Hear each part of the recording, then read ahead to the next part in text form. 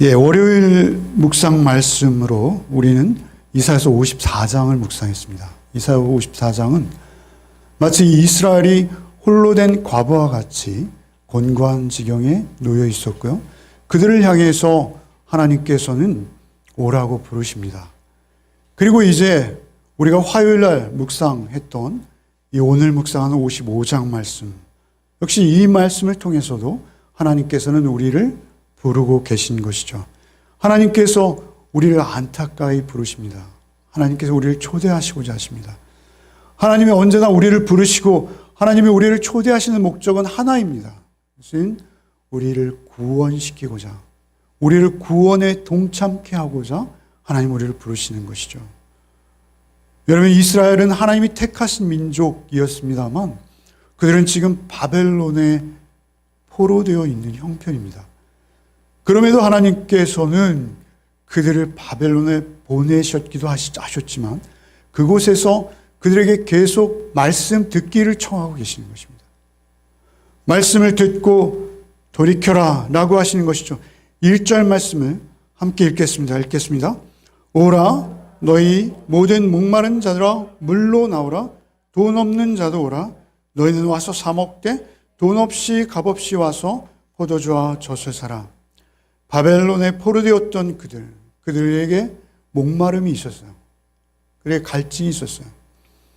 그런데 그 갈증은 우리가 예상키에는 아마도 하나님께서 원하시는 갈증은 전혀 아니었었죠. 그들이 가지고 있는 갈증은 바벨론 문화를 향한 갈증일 수도 있고요. 바벨론의 그 번영, 그 바벨론의 번쩍이는 금덩어리, 아니면 바벨론에서 좀 더 안정적인 위치, 안정적인 거주 조건, 안정적인 직장, 생업, 이런 것들이 그들의 목마름의 원인이었을 것입니다. 그런데 하나님께서는 그러한 것들에 관심이 없으시고 오직 그들에게 물과 포도주와 젖을 주기 원하신다는 것이죠. 그래서 나오라는 것입니다. 그들에게 요구하는 것은 그들의 교양 있는 어떤 모습, 그리고 그 모임 공동체에 어울리는 옷, 예의 바른 태도, 이런 것들이 아닙니다.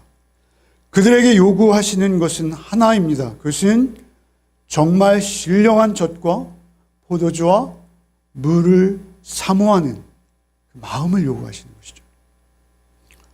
그래서 그들에게 나오라 하십니다. 여기서 물과 포도주와 젖을 우리는 오해하거나 막연히 생각할 수 있습니다. 물이라고 하면 풀무원 생수 한 박스, 포도주라 하면 프랑스제 고급 와인 한 상자, 젖이라 하면 유기농, 무농약, 그러한 우유, 아침마다 배달되는 신선한 우유, 그런 것이 아니죠. 정확히 이해할 필요가 있습니다. 물은 오직 생명일 뿐입니다. 생명. 하나님께서 그들을 초청하시는 이유는 생명으로 이 초대인 것입니다. 포도주와 젖은 젖과 꿀이 흐르는 가나안 땅이 상징하듯이 그들의 영적 풍성함, 풍요로움, 그것을 말씀하시는 것입니다. 그러니까 너희가 그곳에 비록 지렁이 같은 신세로 그들의 노예 신분으로 너희가 엄청난 고역에 시달리고 있을 수 있으나 사실 그 외적 조건이 아니라 그들의 회복도 그들의 모든, 그들을 향한 모든 주권을 주권적으로 섭리하시는 그 하나님을 향한 갈증을 가지고 나오라는 것이죠. 영적 풍요를 그곳에서 누릴 수 있다는 것입니다. 누리라는 것입니다. 돈 없이 값없이 와서 먹고 마시라는 거예요. 돈 없이 값없이 와서. 값이 나가지 않아서 하나님께서 제공하시는 그 물과 포도주와 젖이 값싼 것이라서, 값이 저렴해서 그냥 주겠다, 그런 것이 아니잖아요. 구원을 얻는 것은 값할 수 없습니다. 그런데 하나님께서는 거저 오라, 돈 없이 값없이 오라 하십니다. 사실 이 말씀을 우리는 새겨들어야 합니다. 여러분, 우리 만약 그것을 하나님께서 값을 거기에 붙인다면 그것은 측량할 수 없는 값입니다. 하나님께서 우리에게 주는 그 물과 포도주, 그 젖을 먹어본 자만 알 수 있는 맛이겠죠, 물론. 그러나 거기에 대한 갈증을 가지고 우리에게 나오라 하시지, 거기에 대해서 우리가 지불할 무엇이 있다고 말씀하시지 않으세요. 그냥 값없이 돈 없이 나오라. 돈 없이 나오라. 우리의 힘과 능력으로 그 값을, 구원의 값을 치를 수 없다는 것을 알기 때문에 그렇습니다. 지불할 능력도 없는데 왜 사라라는 표현을 쓰실까요? 구입하라라고 말씀하세요. 왜 그런 표현을 쓰시는 것일까요? 사실 우리가 현실적으로 그 값을 치를 수 있는 능력이 없을 뿐, 그 값이 얼마인지는 우리가 알아야 된다는 것입니다. 사실은 이 가운데 의미가 있는 것이죠. 여러분, 우리가 원하지도 않는 자들, 그들에게 구원을 줄 수 없다는 것입니다. 하나님께서 그 구원을 주시되 그 구원의 가치를 모르는 자들, 그 구원을 받으려고도 하지 않는 자들에게 그 구원을 하나님도 주실 수 없는 거예요. 그 구원의 가치와 값을 아는 자들만 사모할 수 있고 갈증을 느낄 수 있기 때문에 그렇습니다. 그들에게 나오라 하시는 거예요. 당장 나오라 하시면서 그것을 주시겠다 하시는 것이죠. 만약 그들이 원하지도 그 가치도 모르는데 그들에게 구원을 허락하신다면 그것은 주님은 이런 표현을 쓰셨어요. 돼지 우리의 진주를 던지는 것 같다. 가치도 값도 모르는 그들에게 그것은 돼지의 배설물과 같아지는 것입니다. 그래서 구원의 값과 구원의 가치를 우리가 알 때 우리는 그것을 진정 사모할 수 있는 것이요. 그 값을 우리가 치를 수 있는 능력이 전혀 없다는 것을 깨달은 자만이 하나님 앞에 손을 내밀 수 있는 거죠. 염치 없지만 값없이 살아가시는 그 하나님의 음성을 듣고 우리의 오염된 손, 우리의 더러운 손, 우리의 때 묻은 손, 값을 치르지는 못하지만 살아하신 표현대로 손을 내미는 것입니다. 그때 하나님께서 우리의 누추함에도 불구하고 우리의 진실한 마음에 내미는 손을 보시고 그 손에 포도주와 젖과 생수를 주시겠다라고 말씀하십니다. 여러분, 우리에게 이러한 심령의 가난함이 복인 줄 압니다. 우리의 세상의 어떠한 것보다도 우리가 세상에 취해서 세상의 포도주를 마시고 취해서 뒹구는 자들이 아니라 하나님의 영적인 젖과 꿀을 사모하여 그 영혼의 생수를 갈급해하는 자로 하나님 앞에 나오는 것이 우리에게 제일 필요한 것이죠. 그것이 우리의 생명을 얻는데 첫 번째 조건이 되는 것입니다. 나오라 하세요. 그럼에도 불구하고 그들은 나오지 않습니다. 나오지 못하는 이유가 무엇이죠? 2절을 읽어보겠습니다. 2절 읽겠습니다. 너희가 어찌하여 양식이 아닌 것을 위하여 은을 달아주며 배부르게 하지 못할 것을 위하여 수고하느냐? 내게 듣고 들을지어다. 그리하면 너희가 좋은 것을 먹을 것이며 너희 자신들이 기름진 것으로 즐거움을 얻으리라. 그들이 생명의 물과 포도주와 그 젖의 풍요로움을 마음껏 마시고 누릴 수 있음에도 불구하고 그들은 하나님 앞에 나오지 않고 그들의 주머니에 있는 은을 달아 그들에게 주고 있어요. 누군가의 대상에게 주고 있어요.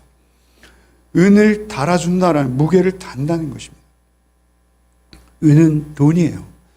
그래서 그 은을 달아서 그들에게 나의 땀과 노력의 수고인 그것을 주고 뭔가를 사들이기 원하는 것이죠. 여러분, 우리가 그토록 원하는 게 무엇일까요? 우리의 영혼은 말라 죽어가고 있는데도 불구하고 우리가 그토록 원하는 것은 무엇일까요? 우리의 육신의 한계입니다. 여러분, 얼마 전에 TV를 보다가 깜짝 놀랐어요.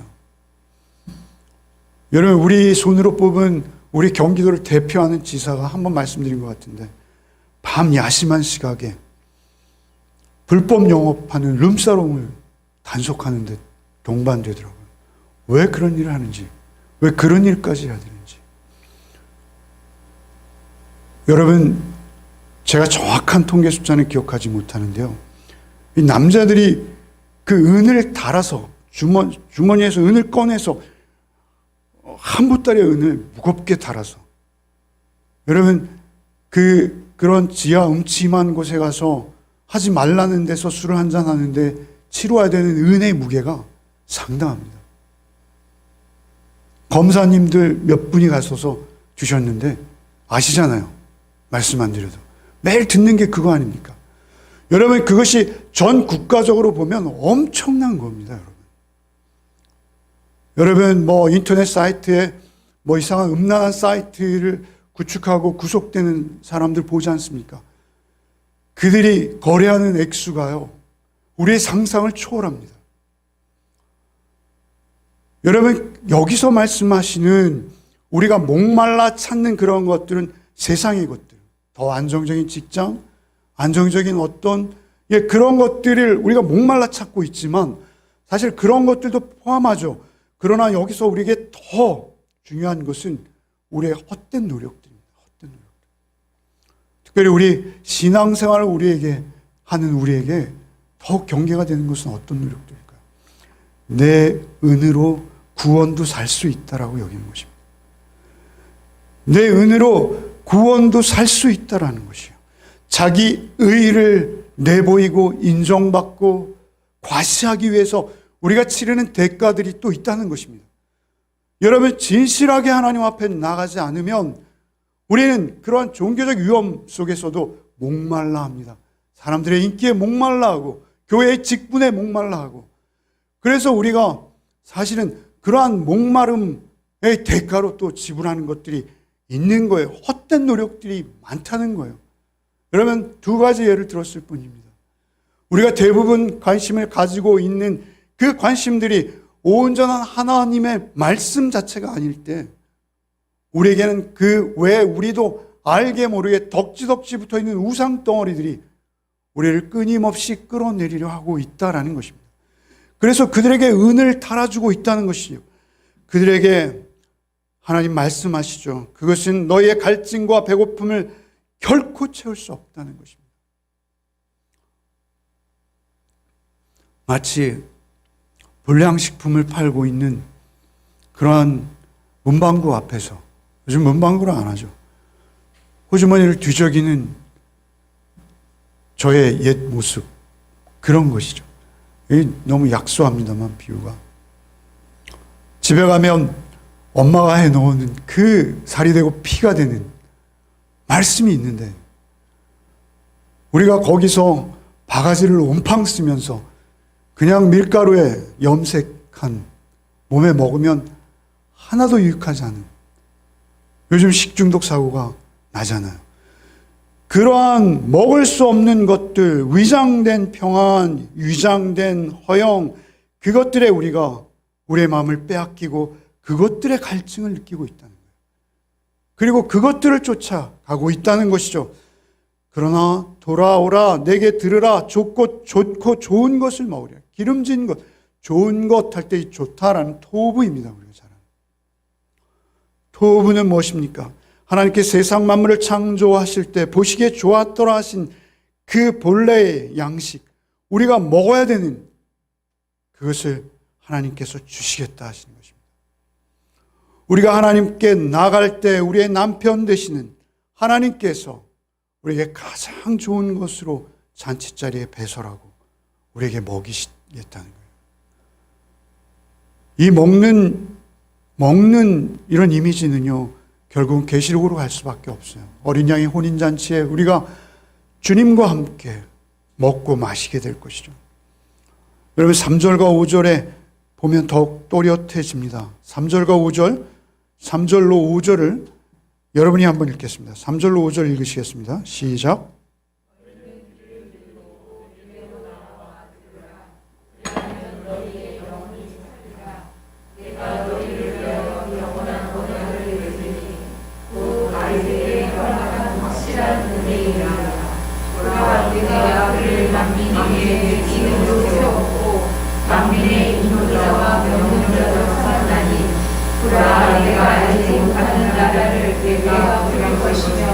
너를 알지 못하는 나라가 내게로 달려올 것은 여호와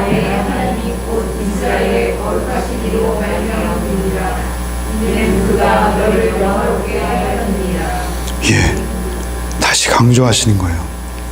동일한 말씀을 되풀이하시는 것이죠. 귀를 기울이고 내게, 곧 하나님 앞에 나와 하나님의 음성을 들으라는 것이에요. 그때만 살 수 있다라고 말씀하세요. 살 수 있다. 살 수 있다. 하나님의 백성으로 우리가 생명지인 자로 생명을 얻을 수 있다라는 것입니다. 살 수 있다. 내 앞으로 나오라. 하나님의 안타까우심이 있는 거예요.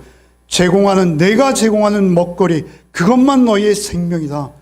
너희의 입맛에 맞지 않아도 먹어야 한다. 그것은 무엇입니까?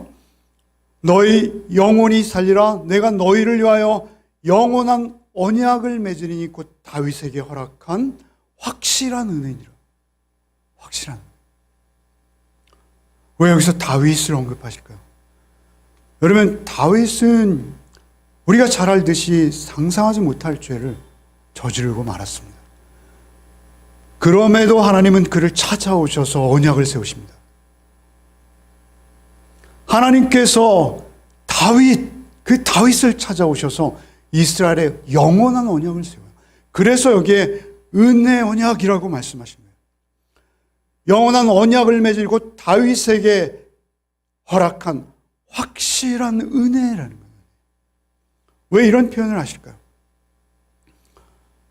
하나님께서는 다윗 언약은 예수 그리스도예요. 그죠? 메시아 언약입니다. 다윗의 후손으로 오실 메시아에 관한 언약이에요. 그 언약을 여기서 언급하시는 거예요. 여러분 유다의 왕은 말이죠. 시드기야가 마지막입니다. 유다의 왕은 시드기야를 마지막으로 역사 속에서 영원히 사라졌어요. 지금 이스라엘은 총리가 있습니다. 그들은 유다 족속도 아닙니다.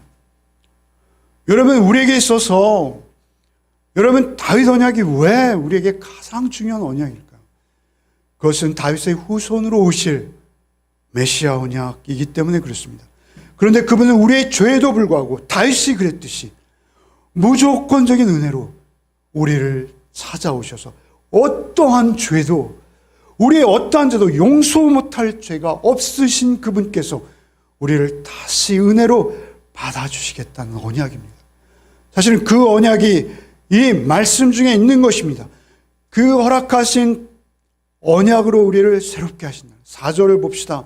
보라, 내가 그를 만민에게 증인으로 세웠고 만민의 인도자와 명령자로 삼았나니, 그를이라고 할 때 다윗입니다. 다윗. 그를 만민의 증인. 이 만민, 레움밈이라는 히브리어는요, 많은 나라, 많은 민족이라는 의미예요. 여러분, 그들에게 준 하나님의 구원의 은혜 율법은 말이죠, 그 복음은 말이죠, 사실 이스라엘을 넘지 못했어요, 당시까지. 그런데 여기에 왜 만민이라는 표현을 굳이 넣으셨을까요? 이것은 말이죠, 그들은 그때 알지 못했을지 모르겠어요. 그러나 그때 이 메시지를 듣는 그들도요, 들은 자들은 은혜로 구원 얻습니다. 다윗이 얻듯이요. 그러나 중요한 것은 이 말씀 속에는 오고 오는 세대 가운데 예수 그리스도인으로 인해 구원받은 우리에게 이것이 얼마나 확실하고 오랜 시간 하나님이 점차적으로 이루어서 완성해내신 언약인지를 우리에게 보이고자 하시는 거예요. 여러분이 만민에게 주시겠다 하세요. 5절 봅시다. 보라, 내가 알지 못하는 나라를 내게 부를 것이며 너를 알지 못하는 나라가 내게로 달려올 것은 여호와 내 하나님 곧 이스라엘의 거룩한 신이로 말미암음이라. 이는 그가 너를 영화롭게 하였느니라. 사실은 다윗을 영화롭게 하셨죠.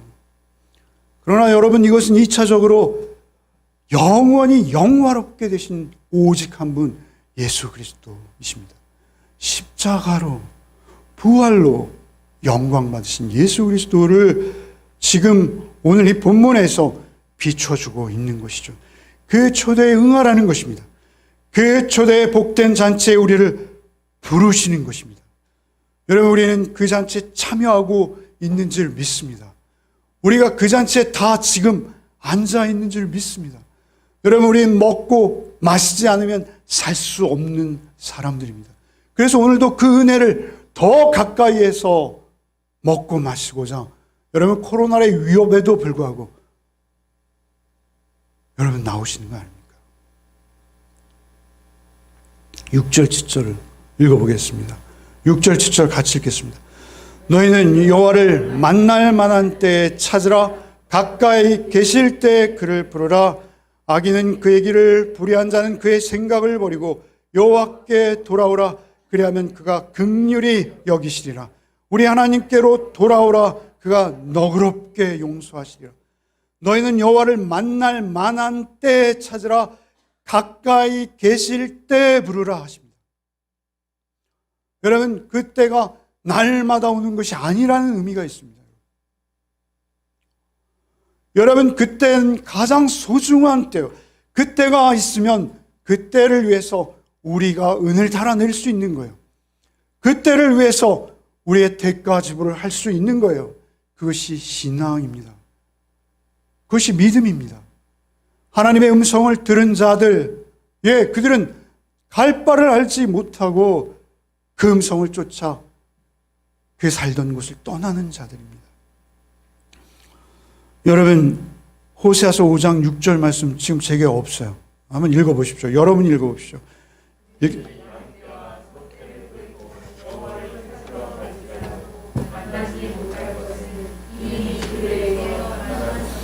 이것은 이사야와 정확히 동시대에 예언의 말씀을 전하셨던 호세아 선지자를 통해서 하시는 말씀이에요.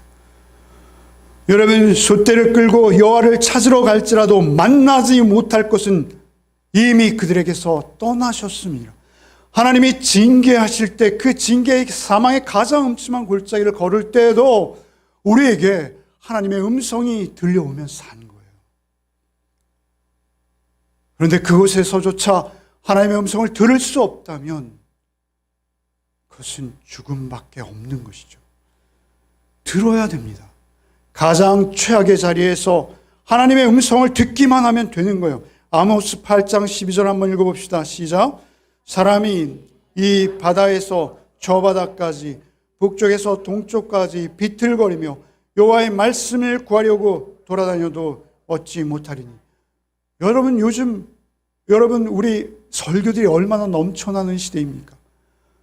여러분 요즘처럼 우리가 쉽게 말씀의 설교에 접할 수 있는 기회를 가질 수 있는 때도 없죠. 그럼에도 불구하고 여러분 진정한 구원의 말씀, 피 묻은 복음의 말씀은 우리가 접하기 쉽지 않습니다. 복음이라고 해서 열렬히 갈급한 마음으로 갔더니 육체의 질병을 가지고 복음이라 하더라고요. 그런 것이 아닙니다. 하나님께서 우리에게 베푸시는 그 영혼의 생수, 그것이 흐를 때가 있고 결국 멈출 때도 있다라는 것입니다. 그래서 바울 사도께서는 고린도후서 6장 2절 말씀 여러분 한번 읽겠습니다.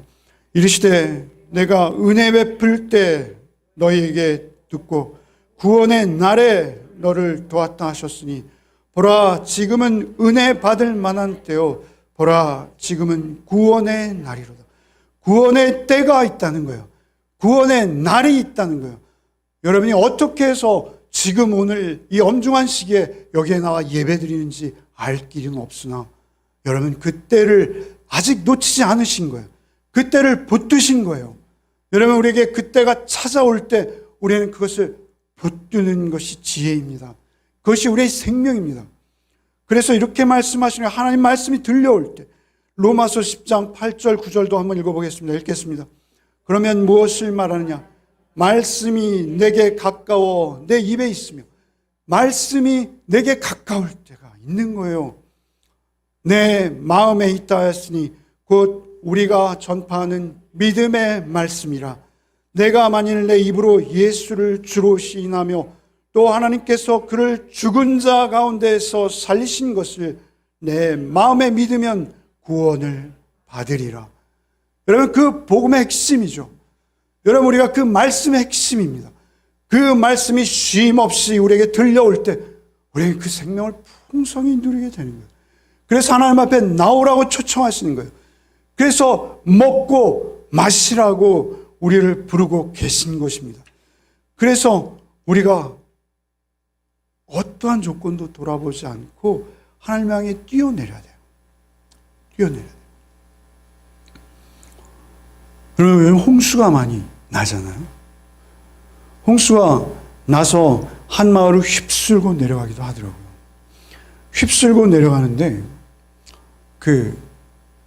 한 큰 나무에 엄마와 아들과 딸이 거기에 붙들고 산 거예요. 집은 다 떠내려갔는데 지붕에서 닿을 수 있는 큰 나무에 붙은 거예요. 그리고 집은 다 떠내려갔다는 거죠. 그때 119 구명보트가 온 거죠. 뛰어내리라고. 뛰어내려. 그러면 구명보트 위에 떨어질 수 있거든요. 그런데 나무가 더 안전해 보이는 거예요. 그 구명보트가 믿을 수 없는 거예요. 뛰어내리지 못하는 거예요. 우리 그런 형편입니다. 아들은 어떻게 뛰어내렸어요. 그래 구명보트에 떨어졌습니다. 딸은 실패했어요. 그러나 구명보트에 있는 분들이 구명줄을 던지고 로프에 그걸 달아서 구해낼 수 있었어요. 그러나 마지막으로 뛰어내려야 하는 엄마는 못 뛰어내리는 거예요. 끝까지 못 뛰어내려요. 여러분 우리 가족 중에 그런 사람들이 있을 수 있어요. 남의 얘기고 먼 얘기고 목사님 유치한 예화하신다. 저런 예화 안 하시더니 왜 저러지? 우리 얘기일 수 있습니다. 어머님도 뛰어내리셔야 하는데 나무가 더 좋은 거예요. 나무가 더 믿음직스러운 거예요. 그러나 그 급류는 거스를 수 없는 급류였고 결국 큰 굉음을 내면서 나무는 부러졌고 빠른 속도로 나무와 함께 떠내려가 버리는 그런 불상사를 한번 상상해 보십시오. 여러분 우리 가족 중에 그러한 분들이 있을 수 있다는 거예요. 여러분 그러면 우리가 그들에게 안타까움으로 역시 초대해야 되는 거예요. 그들에게 초대해야 되는 거예요. 8절과 9절을 한번 읽어보겠습니다. 돌아와야 할 이유가 여기 있는 거예요. 8절과 9절 한번 같이 읽겠습니다. 이는 내 생각이 너희의 생각과 다르며 나의 길은 너희의 길과 다름이니라. 여호와의 말씀이니라. 이는 하늘이 땅보다 높음같이 내 길은 너희의 길보다 높으며 내 생각은 너희의 생각보다 높음이니라. 여기 생각, 생각, 생각 계속 반복되고 있어요. 중요한 개념입니다. 우리는 우리의 길이 있어요. 우리의 생각이 있습니다. 우리의 계산이 있어요. 그런데 늘 내 생각과 내 계산이 하나님의 생각과 하나님의 계산보다 더 확실해 보이는 것은 우리 모두에게 동일합니다. 동일해요. 그러나 내 생각이 틀렸음을 알고 하나님 생각으로 돌아오는 것이 돌이키는 거예요. 그것이 회개하는 것입니다. 그러면 남의 이야기가 아니라 이것은 내 얘기입니다. 내 생각과 내 길이 틀리고 하나님의 생각과 하나님의 길이 맞다라는 것을 인정하는 것이 또한 믿음입니다. 여러분 우리 교회 역사를 보면요. 우리 교회도 그러한 잘못을 많이 범했어요. 단체적으로 범했어요. 여러분 우리 기독교 역사의 가장 수치스러운 한 부분이 뭐였죠? 십자가군입니다. 십자가군으로 인해서 예루살렘을 회복하기 위해서 얼마나 어리석고 잔인한 전쟁을 오랜 기간 했는지 몰라요. 여러분 그러나 그것은 명백히 교회의 잘못입니다. 여러분 우리가 종교개혁을 이루기 전에는 우리 교회는 하나였습니다. 지금의 캐톨릭이죠. 그 캐톨릭은 루터를 종교재판에 회부했습니다. 여러분 그 교회가 루터를 안을 수만 있었다면 루터가 하는 주장이 더 성경적이고 하나님의 음성이라는 것을 안을 수만 있었다면 구교와 신교는 나뉘지 않았어요. 여러분 지금처럼 갈라서지 않았어요. 여러분 우리 교회 역사에 보면 우리는 우리의 생각에 갇힐 때가 많습니다. 갈릴레오를 재판하지 않습니까? 여러분, 이런 것들은 시대 정신을 거스르기 어렵다는 것을 말합니다. 우리가 언제부터 자본주의와 공산주의가 있었습니까? 그것이 마치 우리 신앙처럼 되어버렸어요. 그래서 마치 말이죠, 우리가 여러분 너무 맹신해요. 요즘 토지 공개념에 대한 논의가 많죠. 여러분, 땅이 누구 겁니까? 자본주의의 논리대로 하면 땅은 여러분 돈을 낸 사람 거죠. 그러나 땅은 한정된 자원입니다. 그것도 우리가 성경적으로 생각해 볼 필요가 있어요. 그러나 우리는 자본주의의 논리에 그걸 맹신하는 사고에 단단히 붙들려 있기 때문에 심지어 기독교인들도 말이죠, 그런 얘기하면 막 성질을 냅니다. 우리는 그 시대 정신에 자유할 수 있는 자가 아무도 없다는 것입니다. 그러한 곳에서 하나님의 말씀, 하나님의 길, 하나님의 기록된 말씀만이 진리고 그 말씀을 쫓는 것이 우리의 생명이라는 것을 알아야 되는 것이죠. 여러분, 하나님의 나라가 있고 바벨론이 있어요. 지금 그들은 바벨론에 포로되어 있어요. 바벨론의 그 문화와 바벨론의 그 찬란한 말이죠, 번쩍이는 우상들과 여러분 그들이 세운 노력들을 보십시오. 얼마나 화려합니까? 여러분, 그 가치에 우리의 진리를 하나님의 공의와 하나님의 사랑대로, 하나님의 회복된 인격과 형상대로 살아가야 할 우리의 신분을 잊어버리는 적이 얼마나 많습니까? 하나님의 나라가 있고 세상 나라가 있는 거예요. 우리가 사는 곳은 바벨론입니다. 여기 잊지 말아야 돼요. 여러분, 일제시대 때 말이죠, 여러분 우리나라의 지도자들이요 다 그렇게 친일을 한 것이 아니에요. 처음에는 여러분, 저는 민족주의자도 아니고 전체주의자도 아닙니다. 절대 아닙니다. 하나님의 나라에 비유하는 거예요. 여러분, 그들이 반일을 하다가요 나중에 어떻게 판단합니까? 일본이 너무 센 거예요. 자기가 그 일본에 저항하기 위해 치러야 하는 대가들이 너무나 큰 거예요.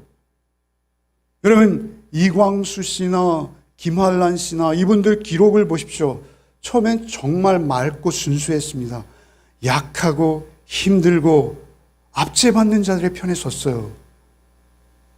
그러나 그들이 점점 변해가는 거예요. 여러분, 어느 날 변하는 게 아니에요. 여러분, 민족, 여러분 그 33인 말이죠, 3.1운동의 그 33인이 끝까지 가지 못해요. 여러분, 그 가운데 기록들을 살펴보면 계속 변절자들은 나오는 거예요. 해방되기 하루 전까지 모르는 거예요. 너무 고독한 거예요. 너무 외로운 거예요. 너무 힘든 거예요. 손가락이 잘리고 손톱이 빠지고, 여러분 이러한 고통들을 감당할 수 없는 거예요. 그들을 욕할 수 없는 것이죠. 여러분, 우리가 하나님의 나라도 동일합니다. 우리가 이 땅 가운데 하나님의 나라의 백성으로 살아가기 위해서는 세상 나라에 사는 사람들의 삶의 방식과 다른 대가 지불이 반드시 있어요. 여러분, 근데 그것을 우리는 너무 힘들어합니다. 그래서 우리가 그렇게 쉽게 넘어가는 거예요. 이번 코로나19로 인해서도 걱정하는 게 있습니다. 제가 처음에는 순전히 국가의 방역과 모든 면에서 염려스러웠고 또 이것이 생명사랑의 기본이다라고 여기고 있어요.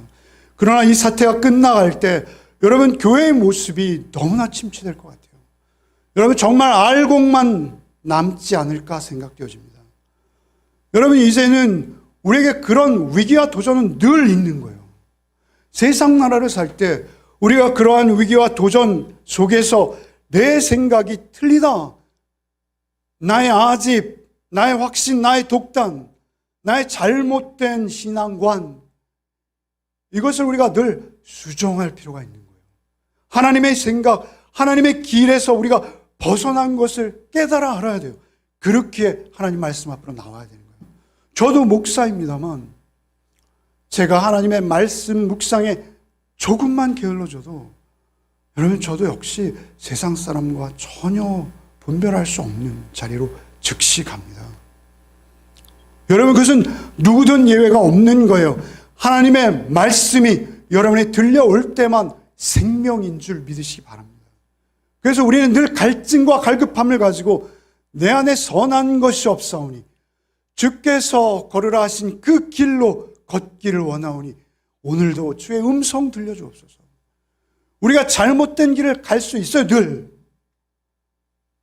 한 번 구원이 영원한 구원이라고요? 그 구원이 정말 참 구원인지 여러분 아십니까? 어떻게 확신할 수 있습니까? 하나님 앞에서 우리가 하나님의 음성을 듣지 않으면 하나님의 말씀을 신뢰하지 않고 내 생각과 내 길이 하나님의 생각과 하나님의 길을 떠날 때 우리는 하나님의 소원의 항구에 이룰 수 없다. 하나님의 소원의 항구에 이르지 못할 수도 있다라는 것을 우리는 알아야 되는 것입니다. 여러분 그러나 하나님의 말씀을 듣고 언제든지 그 길에서 돌이킬 수 있는 자, 돌이킨 자 그들에게 하나님 복 주신다 말씀하세요. 여러분 그것이 10절부터 13절입니다. 여러분 한번 읽겠습니다. 시작.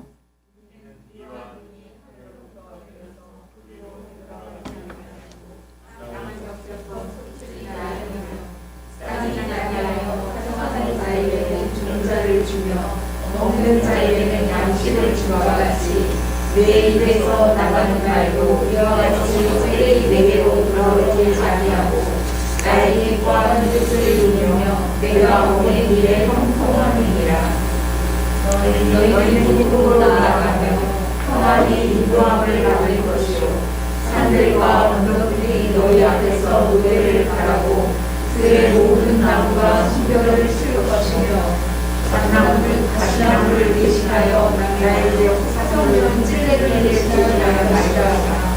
이것이 여호와의 기념이 되며 영원한 뜻이 되며 무너지지 아니하리라. 여러분 사실요 오늘 우리가 읽은 1절로 13절은요 사실은 성경 전체를 포함하는 말씀이에요. 한 절 말씀만 가지고도 몇 달씩 우리가 나눌 수 있는 말씀들입니다. 그렇게 여러분 항상 하나님의 말씀을 우리가 듣고 접할 때 그 말씀은 깊이 묵상하고 내 영혼에 새긴 자가 주인인 거예요.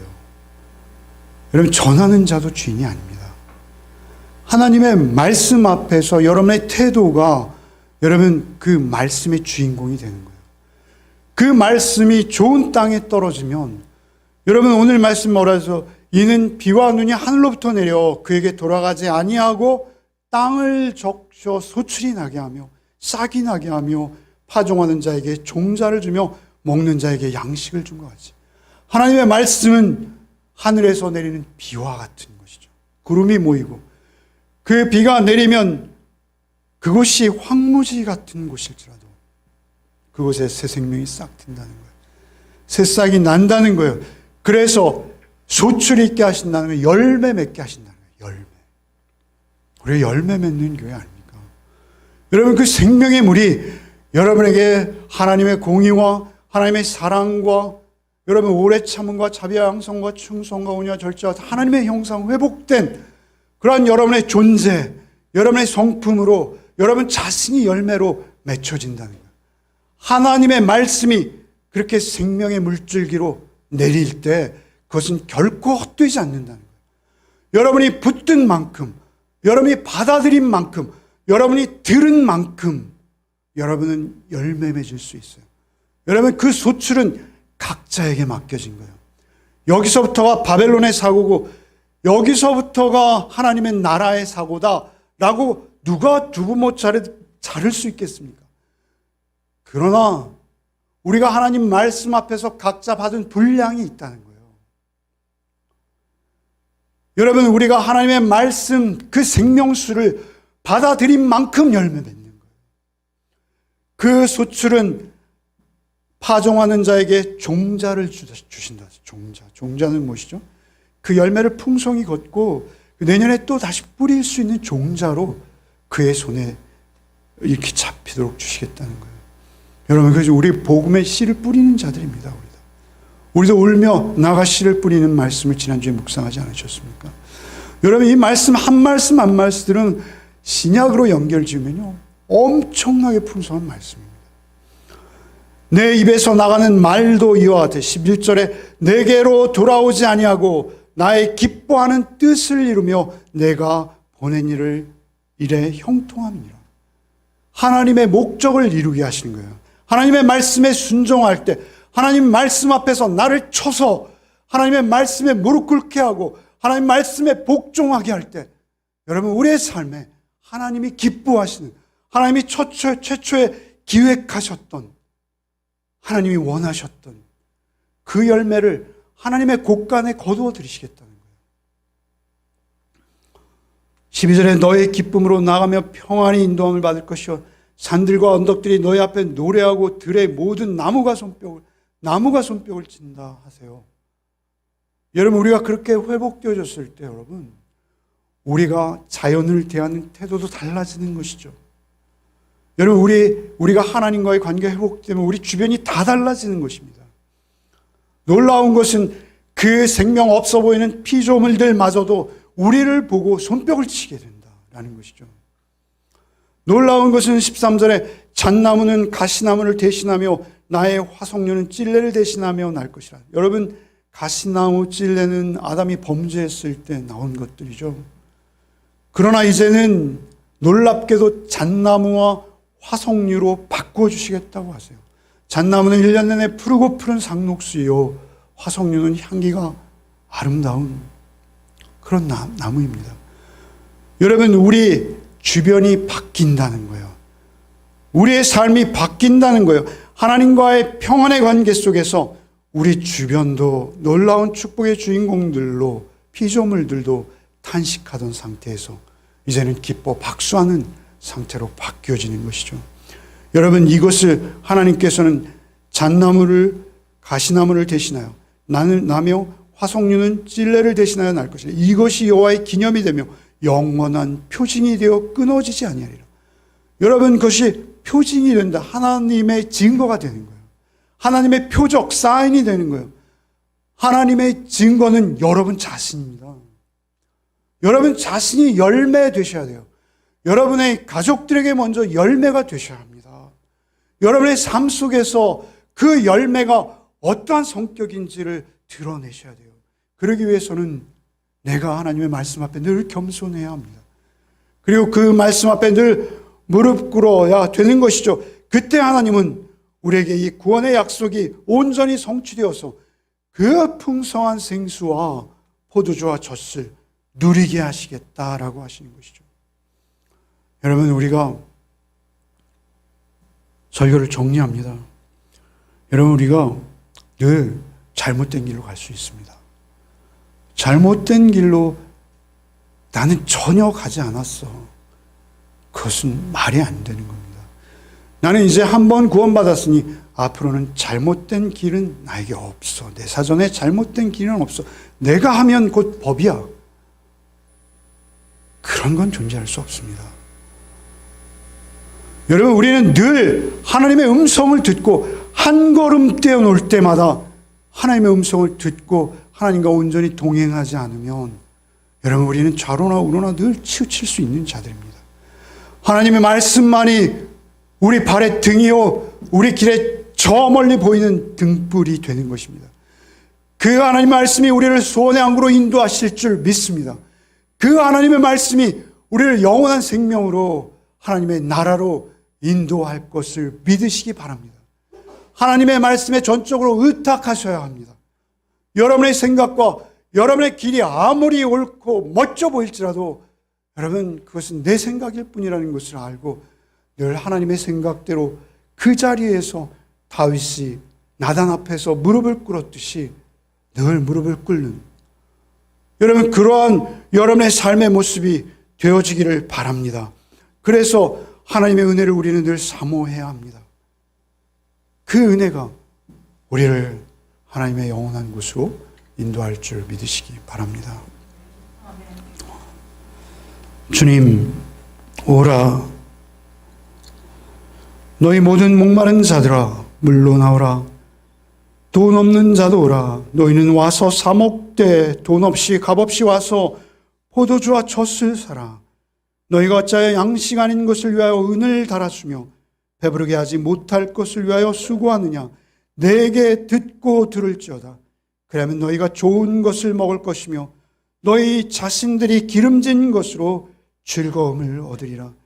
너희는 귀를 기울이고 내게 들으라. 그리하면 너희 영혼이 살리라. 주님, 우리는 우리를 알고 있습니다. 우리의 힘과 능으로 그 길을 끝까지 완주하기 어렵다는 것, 불가능한 것을 알고 있습니다. 주님, 오직 주 성령께서 성령님의 은혜로 다윗에게 베푸신 그 은혜의 구원의 언약을 우리가 날마다 경험케 하여 주옵소서. 값없이 주시는 것이시지만 그것은 당신의 아들을 십자가에 피 흘려서 우리에게 주신 것임을 늘 잊지 않게 하시고 오직 그 말씀 붙들고 말씀이 육신이 되어 우리에게 늘 함께 하시는 주님만을 바라보며 이 한 주간도 오직 주와 동행하는 길을 걷게 하여 주옵소서. 예수 그리스도 이름 받들어 기도하옵나이다. 아멘.